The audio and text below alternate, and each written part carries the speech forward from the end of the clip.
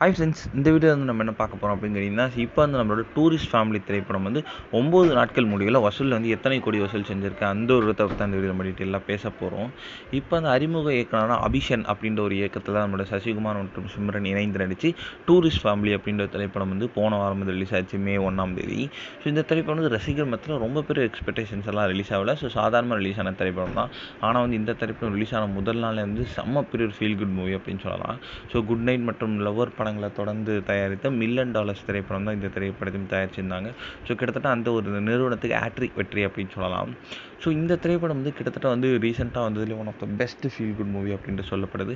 And மெயினாக வந்து Sasikumar, Simran, யோகிபாவோட acting ரொம்ப ரொம்ப பீக். இது வரைக்கும் நடிச்சதுலேயே ஒன் ஆஃப் த பெஸ்ட் அப்படின்னு சொல்கிறாங்க. ஸோ இந்நிலையில் வந்து நம்ம டூரிஸ்ட் ஃபேமிலி திரைப்படம் வந்து 9 நாட்கள் முடியல கிட்டத்தட்ட வந்து 32 கோடிக்கு மேலே வந்து வசூல் செஞ்சுருக்கு அப்படின்னு வந்து இப்போ இந்த அஃபீஷியலாக நியூஸ் வந்துருக்குங்க. ஸோ நிறைய ஸ்க்ரீன்ஸ் வந்து இப்போ வந்து அவங்களுக்கு வந்து நிறைய கொடுத்துட்ருக்காங்க. ஸோ கண்டிப்பாக இந்த ஒரு வசூல் நல்ல ஒரு வசூலாக இருக்கும் அப்படின்ட்டு எதிர்பார்க்கப்படுகிறது.